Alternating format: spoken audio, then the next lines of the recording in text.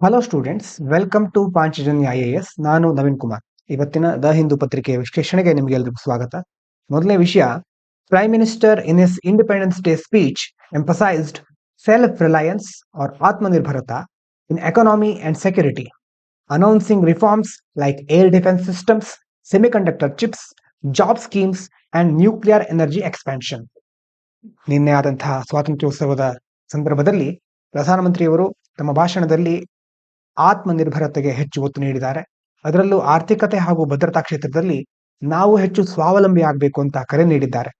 ಅದರಲ್ಲೂ ಮುಖ್ಯವಾಗಿ ವಾಯು ರಕ್ಷಣಾ ವ್ಯವಸ್ಥೆ ಇರಬಹುದು, ಸೆಮಿಕಂಡಕ್ಟರ್ ಚಿಪ್ಗಳು, ಉದ್ಯೋಗಕ್ಕೆ ಸಂಬಂಧಪಟ್ಟಂತ ಯೋಜನೆಗಳು, ಅದೇ ರೀತಿ ನ್ಯೂಕ್ಲಿಯರ್ ಎನರ್ಜಿಗೆ ಸಂಬಂಧಪಟ್ಟ ಹಾಗೆ ಹಲವಾರು ವಿಸ್ತರಣೆಗಳ ಕುರಿತು ಯೋಜನೆಗಳನ್ನ ವಿಸ್ತರಿಸುವವರು ಇರಬಹುದು ಅಥವಾ ಹೊಸ ಹೊಸ ಸ್ಕೀಮ್ಗಳನ್ನ ತರೋದ್ರ ಬಗ್ಗೆ ಇರಬಹುದು ಮಾತನಾಡಿದ್ದಾರೆ.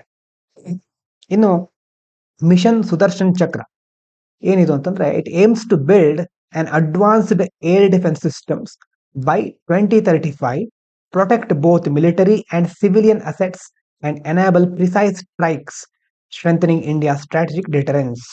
ಇದ್ರ ಬಗ್ಗೆ ಆಮೇಲೆ ಸಹ ಒಂದು ಆರ್ಟಿಕಲ್ ಇದೆ. ಏನ್ ಹೇಳ್ತಾ ಇದ್ದಾರೆ ಅಂತಂದ್ರೆ, ಈ ಮಿಷನ್ ಸುದರ್ಶನ ಚಕ್ರದ ಅಡಿಯಲ್ಲಿ 2035ರ ವೇಳೆಗೆ, ಈಗ 2025, ಇನ್ನು 10 ವರ್ಷದ ಒಳಗೆ ನಮ್ಮದೇ ಆದಂತಹ ಇಂಡಿಜಿನಸ್ ಆದಂತಹ ವಾಯು ರಕ್ಷಣಾ ವ್ಯವಸ್ಥೆಯನ್ನು ನಿರ್ಮಿಸುವ ಗುರಿಯನ್ನ ಇಟ್ಕೊಂಡಿದ್ದೇವೆ. ಇದರಿಂದ ಸೇನೆ ಮತ್ತೆ ನಮ್ಮ ನಾಗರಿಕ ಸ್ವತ್ತುಗಳ ರಕ್ಷಣೆ ಆಗೋದು ಮಾತ್ರ ಅಲ್ಲದೆ ನಿಖರವಾಗಿ ದಾಳಿ ಮಾಡಲಿಕ್ಕೆ ಸಹ ಹೆಲ್ಪ್ ಆಗುತ್ತೆ. ಮತ್ತೆ ನಮ್ಮ ಪ್ರತಿರೋಧ ಸಾಮರ್ಥ್ಯ ಅದನ್ನ ಬಲಪಡಿಸಲಿಕ್ಕೆ ಸಾಧ್ಯ ಆಗುತ್ತೆ. ಇನ್ನು made in India semiconductors, this plan seeks domestic chip production by 2025. ಈ ವರ್ಷದ ಒಳಗಡೆ ದೇಶೀಯವಾಗಿ ನಮ್ಮ ದೇಶದ ಒಳಗಡೆನೆ ಸೆಮಿಕಂಡಕ್ಟರ್ ಚಿಪ್ ಉತ್ಪಾದನೆಯನ್ನ ಪ್ರಾರಂಭಿಸುವ ಒಂದು ಗುರಿಯನ್ನು ಹಮ್ಮಿಕೊಂಡಿದ್ದೇವೆ. Linking to India's push for technological sovereignty and reducing dependence on global supply chain. ಅಂದ್ರೆ ನಮ್ಮ ದೇಶದಲ್ಲೇ ಯಾವಾಗ ನಾವು ಉತ್ಪಾದನೆಯನ್ನ ಮಾಡ್ತಾ ಹೋಗ್ತೇವೋ ಆವಾಗ ಸಾರ್ವಭೌಮತ್ವ ಅಂತಂದ್ರೆ ನಾವು ಬೇರೆ ದೇಶದ ಮೇಲಿನ ಅವಲಂಬನೆ ಕಡಿಮೆ ಮಾಡಬಹುದು.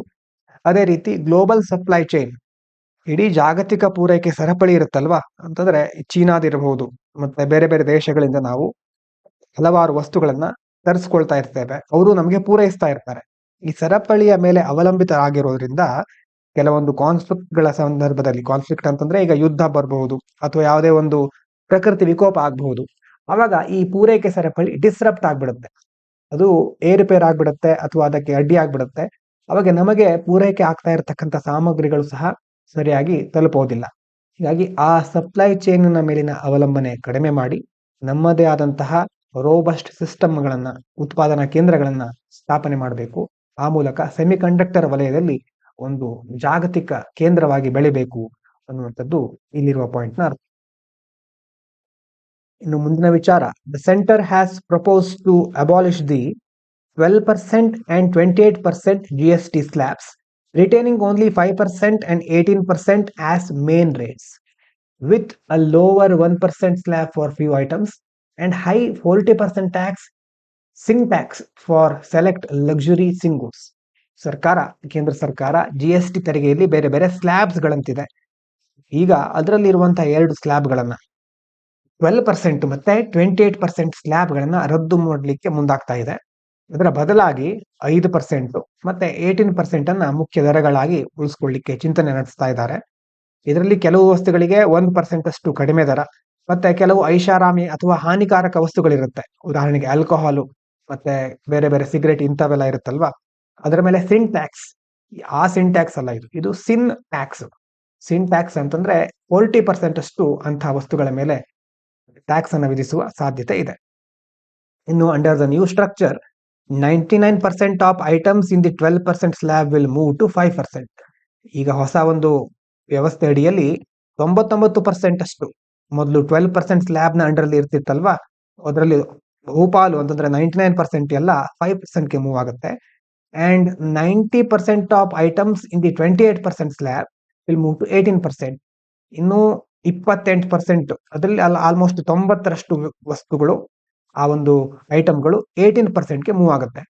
Reducing slab complexity under the GST regime. ಹಾಗಾಗಿ GST ಬಂದ್ಮೇಲೆ ಕೆಲವು ಸಂಕೀರ್ಣತೆ ಇರ್ತು ಅಲ್ಲಿ, ಹಾಗಾಗಿ ಆ ಸಂಕೀರ್ಣತೆಯನ್ನ ಕಡಿಮೆ ಮಾಡಲಿಕ್ಕೆ ಈಗ ಮುಂದಾಗಿದ್ದಾರೆ. The GST is a destination based indirect tax ನೆನ್ಪಿಟ್ಕೊಳ್ಳಿ ಕರೆಕ್ಟ್ ಆಗಿ. ನೀವು ಎಕನಾಮಿಲಿ ಡೀಟೇಲ್ ಆಗಿ ನೋಡ್ತೀರಿ. ಇದು ಪರೋಕ್ಷ ತೆರಿಗೆ, ಡೆಸ್ಟಿನೇಷನ್ ಬೇಸ್ಡ್, ಮತ್ತೆ subsuming multiple central and state tax, governed by the GST Council under the Article 279A of the Constitution. ಸಂವಿಧಾನದ 279ನೇ ವಿಧಿಯ ಅಡಿಯಲ್ಲಿ ಈಗ GST ಕೌನ್ಸಿಲ್ ಅನ್ನು ಸ್ಥಾಪನೆ ಮಾಡಿದ್ದಾರೆ. ಅದರ ಮೂಲಕ ಇದು ನಿರ್ವಹಿಸಲ್ಪಡುತ್ತೆ. GST ಸರಕು ಮತ್ತು ಸೇವಾ ತೆರಿಗೆ ಮತ್ತೆ ರಾಜ್ಯ, ಕೇಂದ್ರ ಹೀಗೆ ಎಲ್ಲವನ್ನ ಒಳಗೊಂಡಿರುತ್ತೆ. ಪರೋಕ್ಷ ತೆರಿಗೆ ಇದು. ಇದಿಷ್ಟು ಸದ್ಯಕ್ಕೆ ಬೇಸಿಕ್ ಡೀಟೇಲ್ಸ್ ನೆನಪಿರಲಿ. ಮುಂದಿನದು, India will develop an indigenous air defense system, Sudarshan Chakra, by 2035 to protect both strategic, example military bases, and civilian areas, example hospitals, railways, ensuring security self-reliance. ಮೊದಲೇ ಹೇಳಿದ ಹಾಗೆ ಮೊದಲನೇ ವಿಷಯದಲ್ಲಿ 2035ರ ವೇಳೆಗೆ ಒಂದು ಸಂಪೂರ್ಣವಾಗಿ ದೇಶೀಯವಾದಂತಹ ಒಂದು ವಾಯು ರಕ್ಷಣಾ ವ್ಯವಸ್ಥೆಯನ್ನ, ಸುದರ್ಶನ ಚಕ್ರವನ್ನ ಅಭಿವೃದ್ಧಿಪಡಿಸಲಿಕ್ಕೆ ಗುರಿಯನ್ನ ಇಟ್ಕೊಂಡಿದ್ದೇವೆ. ಇದರಲ್ಲಿ ಮಿಲಿಟರಿ ನೆಲೆ ಇರಬಹುದು, ಮತ್ತೆ ಆಸ್ಪತ್ರೆ, ರೈಲ್ವೆ, ನಾಗರಿಕ ಪ್ರದೇಶಗಳು ಸಹ ಇನ್ಕ್ಲೂಡ್ ಆಗಿರುತ್ತೆ. ಎಲ್ಲವನ್ನ ರಕ್ಷಿಸಲಿಕ್ಕೆ, ಅದರಲ್ಲೂ ಭದ್ರತೆಯಲ್ಲಿ ಸ್ವಾವಲಂಬನೆಯನ್ನ ಖಚಿತಪಡಿಸಿಕೊಳ್ಳಲಿಕ್ಕೆ ಇದರಿಂದ ಸಾಧ್ಯ ಆಗುತ್ತೆ. Currently India has 3 S-400 missile squadrons imported from Russia, but the indigenous system aims to provide long term technological autonomy and reduce external dependence. ಪ್ರಸ್ತುತವಾಗಿ ನಮ್ಮ ದೇಶದಲ್ಲಿ ಈಗ ರಷ್ಯಾದಿಂದ ಆಮದು ಮಾಡಿಕೊಂಡಿರ್ತಕ್ಕಂತಹ 3 S-400 ಕ್ಷಿಪಣಿ ವ್ಯವಸ್ಥೆಗಳಿದೆ ಎಲ್ಲ ಕಡೆ, ಮುಖ್ಯವಾಗಿ ಈಗ ನಾವು ಯೂಸ್ ಮಾಡ್ತಾ ಇರೋದು. ಆದ್ರೆ ಈಗ ನಾವು 2035ರ ಒಳಗಡೆ ನಮ್ಮದೇ ಆದಂತಹ ಸ್ವದೇಶಿ ವ್ಯವಸ್ಥೆಯನ್ನ ನಿರ್ಮಾಣ ಮಾಡ್ಲಿಕ್ಕೆ ಹೊರಟಿದ್ದೇವೆ. ಇದರಿಂದಾಗಿ ಬಾಹ್ಯ ಅವಲಂಬನೆ ಕಡಿಮೆ ಆಗುತ್ತೆ. ಮುಂದಿನ ವಿಚಾರ, chief justice of India B.R. Gavai clarified that Supreme Court Collegium cannot dictate names to High Court Collegiums which independently recommend candidates for judicial appointments. ಏನ್ ಹೇಳ್ತಾ ಇದ್ದಾರೆ, ಮುಖ್ಯ ನ್ಯಾಯಮೂರ್ತಿಗಳು B.R. ಗವಾಯ್ ಅವರು ಕೊಲಿಜಿಯಂ ಸಿಸ್ಟಮ್ ಬಗ್ಗೆ ನೀವು ಕೇಳಿರಬಹುದು. ನ್ಯಾಯಾಧೀಶರನ್ನ ಆಯ್ಕೆ ಮಾಡುವಂತಹ ವ್ಯವಸ್ಥೆ. ಸುಪ್ರೀಂ ಕೋರ್ಟಿನ ಕೊಲಿಜಿಯಂ ಇರುತ್ತಲ್ವಾ, ಅದು ಹೈಕೋರ್ಟ್ ಕೊಲಿಜಿಯಂಗಳಿಗೆ ಹೆಸರುಗಳನ್ನ ನಿರ್ದೇಶಿಸಲಿಕ್ಕೆ ಸಾಧ್ಯ ಆಗೋದಿಲ್ಲ. ಯಾಕಂದ್ರೆ ಹೈಕೋರ್ಟ್ ಕೊಲಿಜಿಯಂನಲ್ಲಿ ಆ ನೇಮಕಾತಿ ಸ್ವತಂತ್ರವಾಗಿ ನಡೆಯುತ್ತೆ. ಹಾಗಾಗಿ ಅಲ್ಲಿನ ಕೊಲಿಜಿಯಂ ಅಲ್ಲಿನ ಅಭ್ಯರ್ಥಿಗಳನ್ನ ಶಿಫಾರಸು ಮಾಡುತ್ತವೆ ಅಂತ ಹೇಳಿದ್ದಾರೆ. ಇನ್ನು ಕೊಲಿಜಿಯಂ ಸಿಸ್ಟಮ್ ಇದು ಮುಖ್ಯವಾಗಿ 3 ಜಡ್ಜಸ್ ಕೇಸಸ್ 1981, 1993, 1998 ಈ ಎಲ್ಲ ಒಂದು ಕೇಸ್ಗಳ ಮೂಲಕ ಈಗ ಏನು ಒಂದು it empowers a forum of senior judges of Supreme Court and high courts to recommend judicial appointment and transfer. ಈ ಒಂದು ನ್ಯಾಯಾಧೀಶರ ಪ್ರಕರಣಗಳ ಮೂಲಕ ಈ ಒಂದು ಕೊಲಿಜಿಯಂ ವ್ಯವಸ್ಥೆ ವಿಕಸನಗೊಂಡಿದ್ದು. ಈ ವ್ಯವಸ್ಥೆಯ ಮೂಲಕ ಏನ್ ಮಾಡ್ತಾರೆ, ನ್ಯಾಯಾಧೀಶರನ್ನ ಸುಪ್ರೀಂ ಕೋರ್ಟಿಗೆ ಹಾಗೂ ಹೈಕೋರ್ಟ್ಗಳ ನ್ಯಾಯಾಧೀಶರ ನೇಮಕಾತಿ ಮತ್ತೆ ವರ್ಗಾವಣೆಯ ಕೆಲಸವನ್ನ ಈ ಕೊಲಿಜಿಯಂ ವ್ಯವಸ್ಥೆ ನೋಡ್ಕೊಳ್ಳುತ್ತೆ. ಇನ್ನು ಎನ್ಜಾಕ್ ಒಂದು ಸರ್ಕಾರ ಒಂದು ಆಕ್ಟ್ ತಂದಿತ್ತು, ನ್ಯಾಷನಲ್ ಜುಡಿಷಿಯಲ್ ಅಪಾಯಿಂಟ್ಮೆಂಟ್ಸ್ ಕಮಿಷನ್ ಅಂತ 2014ರಲ್ಲಿ, which sought to replace the collegium system. Collegium system ಬದಲು ಈ ಒಂದು ಎನ್ಜಾಕ್ ಅನ್ನ ತಂದಿದ್ರು. ಆದ್ರೆ it was struck down by supreme court in 2015 for violating the independence of the judiciary under the basic structure doctrine. ಆದ್ರೆ ಈ ಎನ್ಜಾಕ್ ತಂದ್ರೂ ಸಹ ಸುಪ್ರೀಂ ಕೋರ್ಟ್ ಅದನ್ನ ರದ್ದುಗೊಳಿಸ್ಬಿಡುತ್ತೆ. ಯಾಕಂದ್ರೆ ಸಂವಿಧಾನಕ್ಕೆ ಒಂದು ಬೇಸಿಕ್ ಸ್ಟ್ರಕ್ಚರ್ ಡಾಕ್ಟ್ರಿನ್ ಅಂತಿದೆ, ಕೇಶವಾನಂದ ಭಾರತಿ ಕೇಸ್ ಅಂತೆಲ್ಲ ಬರುತ್ತೆ. ಅದರಲ್ಲಿ ಸುಪ್ರೀಂ ಕೋರ್ಟ್ ಹಲವಾರು ವಿಷಯಗಳನ್ನ ಪ್ರಸ್ತಾಪ ಮಾಡುತ್ತೆ. ಎನ್ಜಾಕ್ ಅನ್ನೋದು ಆ ಬೇಸಿಕ್ ಸ್ಟ್ರಕ್ಚರಿಗೆ ಸರಿ ಬರೋದಿಲ್ಲ, ಅಥವಾ ಆ ಒಂದು ಸಿದ್ಧಾಂತಕ್ಕೆ ಧಕ್ಕೆ ತರುತ್ತೆ. ಯಾಕಂತಂದ್ರೆ ಎನ್ಜಾಕ್ ನ ಮೂಲಕ ಇಂಡಿಪೆಂಡೆನ್ಸ್ ಆಫ್ ಜುಡಿಷಿಯರಿ, ನ್ಯಾಯಾಂಗದ ಸ್ವಾತಂತ್ರ್ಯವನ್ನ ಉಲ್ಲಂಘ ಮಾಡಿದಾಗುತ್ತೆ ಅಂತ ಸುಪ್ರೀಂ ಕೋರ್ಟ್ ಹೇಳುತ್ತೆ. ಇನ್ನು ಕ್ವಶನ್ ನೋಡಿ ಇವತ್ತಿಂದು, with reference to the proposed goods and service tax reforms consider the following statements. 12%, 28% slabs will be abolished, while 5%, 18% slabs will continue as the main rates. New lower slab of 1% is proposed for few items, while 40% slabs will apply to select thin goods. More than 90% of items in 28% slab will shift to 5% slab under the new structure. ಯಾವುದು ಎಷ್ಟು correct ಇದೆ? 1ನೇದು correct, 2ನೇದು correct, 3ನೇದು incorrect, wrong. ಯಾಕೆ? 28% ಸ್ಲ್ಯಾಬ್ನಲ್ಲಿ ಇರುವಂತಹ 90% ಐಟಮ್ಗಳು shift ಆಗೋದು ಯಾವುದಕ್ಕೆ? 18%ಗೆ, 5%ಗೆ ಅಲ್ಲ. With reference to India's air defense initiatives, consider the following statements.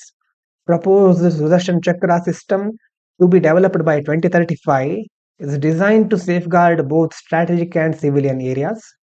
India already operates 3 S-400 missile squadrons of indigenous origin, but seeks autonomy through foreign collaboration.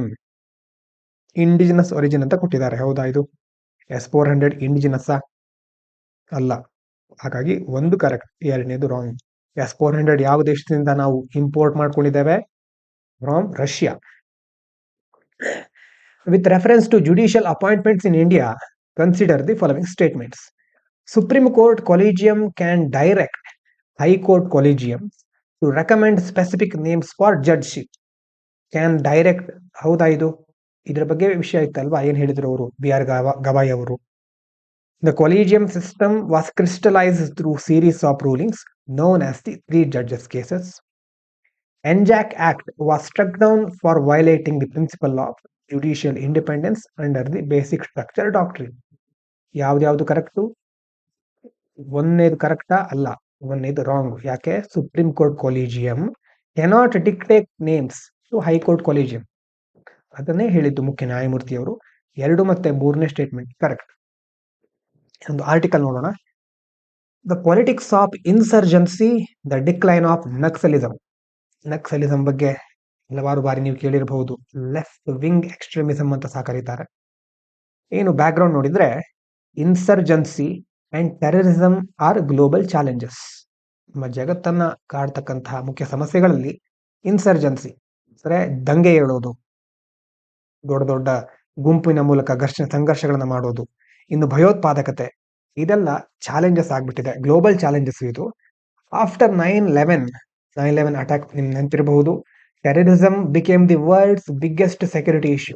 9/11 Osama bin Laden attack, ಅದೆಲ್ಲ ಆದ್ಮೇಲೆ terrorism ಅನ್ನೋದು, ಭಯೋತ್ಪಾದಕತೆ ಅನ್ನೋದು ಜಗತ್ತಿನ ದೊಡ್ಡ security issue ಆಗಿ ಬದಲಾಗ್ಬಿಡ್ತು. Today artificial intelligence and technology are changing terrorism. Use of drones, lone wolf attacks, cyber terrorism. ಅಂತಂದ್ರೆ ಮುಖ್ಯವಾಗಿ ಈಗ ಟೆರರಿಸ್ಟ್ಗಳು ಅವರು ಸಹ ತುಂಬಾ ಬುದ್ಧಿವಂತರಾಗಿದ್ದಾರೆ. ಅಂತಂದ್ರೆ ಬುದ್ಧಿವಂತರೇ ಆಲ್ಮೋಸ್ಟ್ ಟೆರರಿಸ್ಟ್ಗಳಾಗೋದು. ಅವರಿಗೆ ಇಂಥ ಟೆಕ್ನಾಲಜಿಗಳನ್ನ ಯೂಸ್ ಮಾಡೋದು ಹೇಗೆ ತಪ್ಪಿಸ್ಕೊಳ್ಳೋದು ಅನ್ನೋದೆಲ್ಲ ಬಹಳ ಗೊತ್ತಿರುತ್ತೆ. ಅಮಾಯಕರನ್ನ ಮೊದಲು ಹೈರ್ ಮಾಡ್ತಾರೆ, ಹೈರ್ ಮಾಡಿ ಅವರಿಗೆ ತುಂಬಾ ಚೆನ್ನಾಗಿ ಟ್ರೈನಿಂಗ್ ಕೊಡ್ತಾರೆ, ಬುದ್ಧಿವಂತರು ಇರ್ತಾರೆ. ಹಾಗಾಗಿ ಈಗ ಈಗಿನ ಕಾಲದ AI ಅದರಲ್ಲೂ ಡ್ರೋನ್ಸ್ ಮತ್ತೆ loan wolf attacks. Loan wolf ಅಂತಂದ್ರೆ ಯಾವುದೇ ಒಂದು ಟೆರರಿಸಂ ಆರ್ಗನೈಸೇಷನ್ಗೆ ಸೇರದೆ ಅಥವಾ ಸೇರಿದ್ರು ಸಹ ಅದನ್ನ ಮರೆಮಾಚಿ ಒಬ್ಬನೇ ಹೋರಾಟ ಮಾಡುವಂಥದ್ದು. ಒಬ್ಬನೇ ಹೋರಾಟ ಅಂತಂದ್ರೆ ಇವ್ರ ಪ್ರಕಾರ ಹೋಗಿ ದಾಳಿ ಮಾಡೋದು.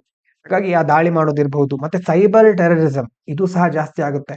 ದೇಶದ ಯಾವುದೇ ಒಂದು ಸರ್ಕಾರದ ವೆಬ್ಸೈಟ್ ಇರಬಹುದು ಹ್ಯಾಕ್ ಮಾಡೋದು, ಜನರ ದತ್ತಾಂಶವನ್ನ, ಡೇಟಾವನ್ನ ಕಳುವು ಮಾಡೋದು, ಇಂತಹ ಕೃತ್ಯಗಳು ಈಗ ಜಾಸ್ತಿ ಆಗ್ತಾ ಇದೆ. ಹಾಗಾದ್ರೆ ಇಲ್ಲಿ ಒಂದು ಟೆರರಿಸಂ ಅಂತ ನೋಡಿದ್ವಿ. ಇನ್ನೊಂದು ನಕ್ಸಲಿಸಂ. ನಕ್ಸಲಿಸಂ ಸ್ಟಾರ್ಟೆಡ್ ಇನ್ 1967 ಎಟ್ ನಕ್ಸಲ್ ಬಾರಿ, West Bengal.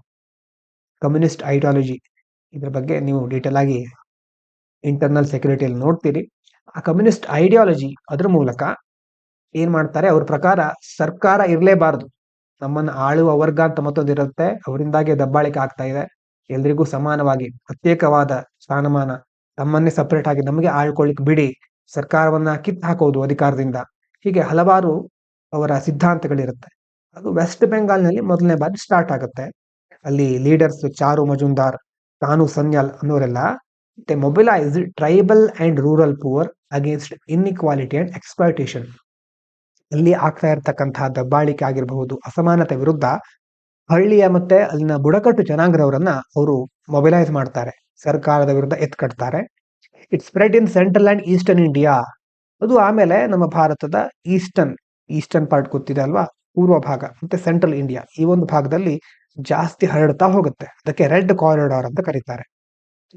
Dream is to revolution and equality. ಕ್ರಾಂತಿಯ ಮೂಲಕ ಸಮಾನತೆ ಸ್ಥಾಪನೆ ಮಾಡೋದು, ಎಲ್ಲ ಕಡೆ ಸಮಾನ ಸಮಾಜ ಇರಬೇಕು.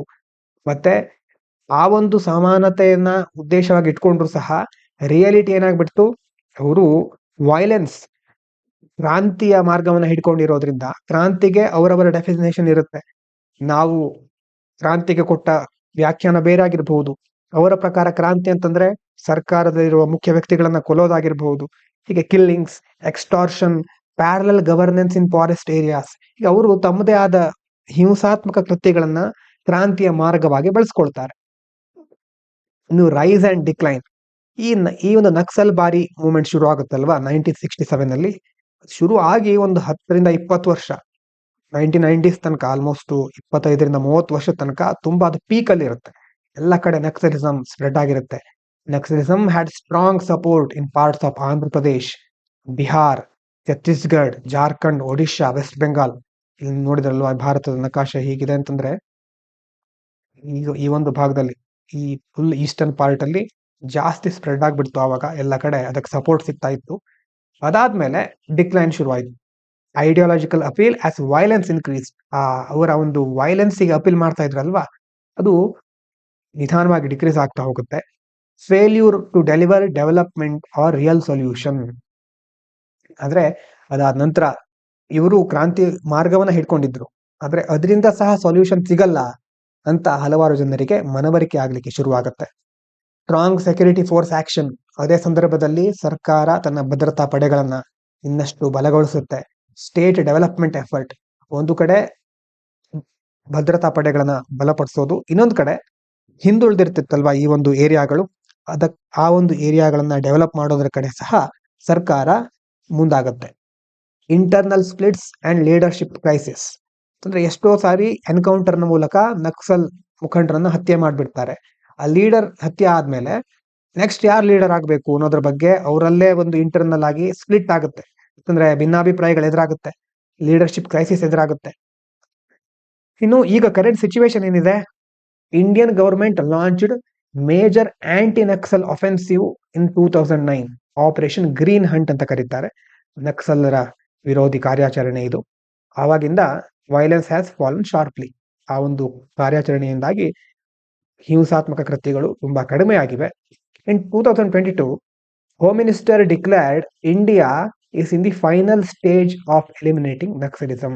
2022ರಲ್ಲಿ ನಮ್ಮ ಹೋಮ್ ಮಿನಿಸ್ಟರ್ ಅವರು ಏನ್ ಹೇಳಿದ್ರು, ಈಗ ನಾವು ನಕ್ಸಲಿಸಂ ಅನ್ನ ಎಲಿಮಿನೇಟ್ ಮಾಡುವ ಫೈನಲ್ ಸ್ಟೇಜ್ ಅಲ್ಲಿ ಇದ್ದೇವೆ. Naxal presence today is limited to mainly few district in Chhattisgarh, Jharkhand, Odisha and Maharashtra. ಈಗ ಮುಖ್ಯವಾಗಿ ಕೆಲವು ಜಿಲ್ಲೆಗಳಲ್ಲಿ, ಛತ್ತೀಸ್ಗಢ, ಜಾರ್ಖಂಡ್, ಒಡಿಶಾ, ಮಹಾರಾಷ್ಟ್ರದ ಕೆಲವೇ ಜಿಲ್ಲೆಗಳಲ್ಲಿ ನಕ್ಸಲ್ಗಳಿದ್ದಾರೆ. ಇನ್ನು ಚಾಲೆಂಜಸ್ ಏನಿದೆ ನಮಗೆ, ಹಾಗಾದ್ರೆ ಹಳ್ಳಿಗಳಲ್ಲಿ, ಕಾಡ್ನಲ್ಲಿ ಇರುವಂತಹ ನಕ್ಸಲಿಸಂ ಕಡಿಮೆ ಆಗ್ತಾ ಇದೆ. ಆದ್ರೆ ಈಗ ಅರ್ಬನ್ ನಕ್ಸಲಿಸಂ ಅಂತಂದ್ರೆ ನಗರಗಳಲ್ಲಿ ಇರುವಂತಹ ಯೂನಿವರ್ಸಿಟಿಗಳು, ಸಿವಿಲ್ ಸೊಸೈಟಿ, ನಾಗರಿಕ ಸಮಾಜ, ಇಂಟೆಲೆಕ್ಚುಯಲ್ ಡಿಬೇಟ್ಗಳು, ಇದೆಲ್ಲ ಈ ಒಂದು ಐಡಿಯಾಲಜಿ ಅಂತಂದ್ರೆ ಸರ್ಕಾರ ಏನ್ ಮಾಡಿದ್ರು ತಪ್ಪು, ಡೆವಲಪ್ಮೆಂಟ್ ಅನ್ನ ವಿರೋಧಿಸೋದು, ಮತ್ತೆ ಸರ್ಕಾರವನ್ನ ಕಿತ್ ಹಾಕಿ ನಮಗೆ ಸಪರೇಟ್ ಆದಂತಹ, ಈಗ ಸಪರೇಟಿಸಂ ಅಂತಿದೆ, ರೀಜನಲಿಸಂ, ನಮಗೆ ಸಪರೇಟ್ ಆದ ಪ್ರದೇಶ ನಮಗೆ ಬಿಟ್ಬಿಡಿ, ನಾವೇ ನೋಡ್ಕೊಳ್ತೇವೆ, ಅಂತಹ ಒಂದು ಐಡಿಯಾಲಜಿಗಳು ಜಾಸ್ತಿ ಆಗುತ್ತೆ.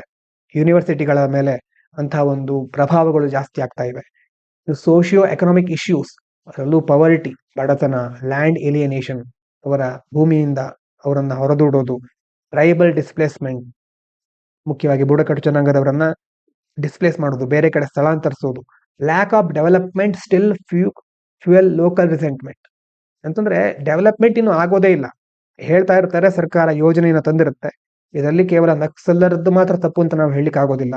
ಈ ಕಡೆ ಸರ್ಕಾರದ ಕ್ರಮಗಳು ಸಹ ನೆನೆಗುದಿಗೆ ಬಿದ್ದಿರುತ್ತೆ, ಹೇಳಿರುತ್ತೆ ಎಷ್ಟೋ ಯೋಜನೆಗಳನ್ನ, ಅದನ್ನ ಅವರು ಇಂಪ್ಲಿಮೆಂಟ್ ಮಾಡೋದ್ರಲ್ಲಿ ಸೋತಿರ್ತಾರೆ. ಹಾಗಾಗಿ ಅದು ಲೋಕಲ್ ಜನರು ಅದರ ವಿರುದ್ಧ, ಸರ್ಕಾರದ ವಿರುದ್ಧ ಇನ್ನಷ್ಟು ಉದ್ವಿಗ್ನಗೊಳ್ಳಿಕ್ಕೆ ಅಥವಾ ಹೆಚ್ಚು ಕೋಪಗೊಳ್ಳಿಕ್ಕೆ ಕಾರಣ ಆಗುತ್ತೆ. ಇನ್ನು some group still carry out attacks, ಈಗಲೂ ಸಹ ವೈಲೆಂಟ್ ಸ್ಪಿರಿಟಸ್ ಇದ್ದಾರೆ, ಈಗಲೂ ಬೇರೆ ಬೇರೆ ಕಡೆ ಅಟ್ಯಾಕ್ ಮಾಡೋರು ಇದ್ದಾರೆ. ಹಾಗಾಗಿ ಇಷ್ಟೆಲ್ಲ ಚಾಲೆಂಜಸ್ ಇದೆ. ಮುಂದಿನ ದಾರಿ ಏನಂತಂದ್ರೆ, continue security operation against hard core groups, ಮುಖ್ಯವಾದ ನಕ್ಸಲ್ ಗ್ರೂಪ್ಗಳಿರುತ್ತಲ್ವಾ, ಅವುಗಳ ಮೇಲೆ ನಮ್ಮ ಸೆಕ್ಯೂರಿಟಿ ಆಪರೇಷನ್ಗಳನ್ನ ಕಂಟಿನ್ಯೂ ಮಾಡೋದು.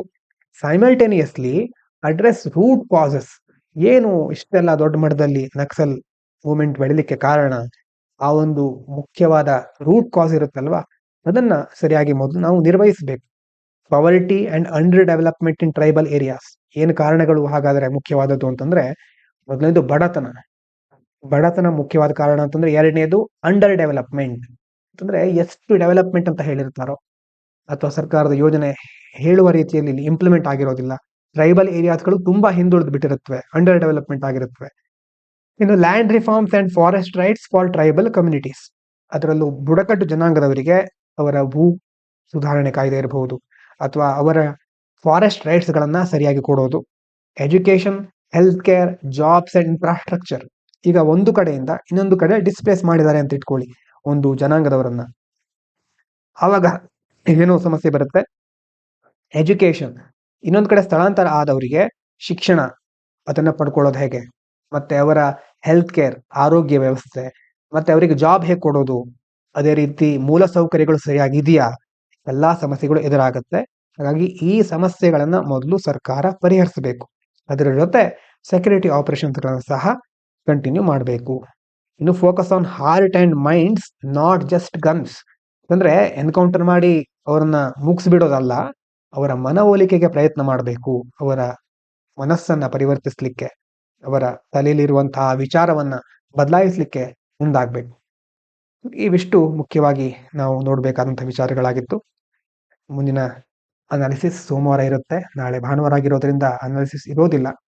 ಕೆಲವು ಜನ ಭಾನುವಾರವನ್ನು ಅನಾಲಿಸಿಸ್ ಮಾಡಿ ಅಂತ ಹೇಳಿದ್ರಿ. ಭಾನುವಾರದನ್ನು ನಾವು ಸೋಮವಾರ ಮಾಡ್ತೇವೆ. ಮುಖ್ಯವಾದ ವಿಷಯಗಳನ್ನ ಭಾನುವಾರದನ್ನ ಕನ್ಸಿಡರ್ ಮಾಡೇ ಮುಂದೆ ಹೋಗ್ತೇವೆ. ಮುಂದಿನ ವಾರ ಭೇಟಿಯಾಗೋಣ. ನಾಳೆ ಭಾನುವಾರ ಆಗಿರೋದ್ರಿಂದ ರೆಸ್ಟ್ ಮಾಡಿ, ರಿವೈಸ್ ಮಾಡಿ, ಇಡೀ ವಾರ ಓದಿದ್ದನ್ನ ಮತ್ತೆ ರೀಬೌನ್ಸ್ ಆಗಿ ಮುಂದಿನ ವಾರಕ್ಕೆ. ಎಲ್ರಿಗೂ ಧನ್ಯವಾದಗಳು. ಇದು ಪಾಂಚಜನ್ಯ IAS.